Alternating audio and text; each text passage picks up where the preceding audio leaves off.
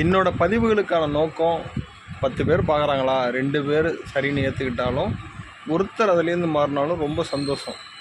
மீதி 8 பேரும் உங்களோட சஜஷனை கூறினீங்கன்னா, அதில் ஏதாவது எனக்கு மாற்று கருத்து இருந்ததுன்னா உங்கள்கிட்ட மறுபடியும் கம்யூனிகேட் பண்ணி அது சரியாக தப்பான்னு சொல்லுவான்ல. இதான் இதோட டெம்ப்ளேட்டு. எடுத்துக்காட்டுக்கு இப்போ ஒருத்தர் நினச்சி அரசியல் மாற்றத்தை கொண்டு வர முடியுமான்னு கேட்டால் வாய்ப்பே இல்லை தான். இப்போ மெஜாரிட்டி பீப்புள் யாரை ஓட் பண்ணி ஜெயிக்க வைக்கிறாங்களோ அவங்க தான் தலைவராக முடியும். இப்படிப்பட்ட சூழலில் வேல்யூ யாருக்கு அதிகம்னு பார்த்தா மக்களுக்கு தான்.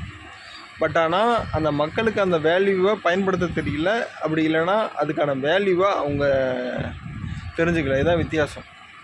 இந்த விஷயத்தை போய் மக்கள்கிட்ட சேர்க்கறதுக்காக தான் நான் முயற்சி பண்ணிக்கிட்டு இருக்கேன். அதுக்கு உங்களோட ஒத்துழைப்புங்கிறது கண்டிப்பாக வேணும். இன்ட்ராக்டிவாக இருக்கிற கம்யூனிகேஷன் பதிவுகளை தான் போய் மக்கள் மத்தியில் சேருது. அதுக்காக தான் உங்கள்கிட்ட நான் சஜஷன் கேட்குறேன். அவ்வளோதான். நன்றி, வணக்கம்.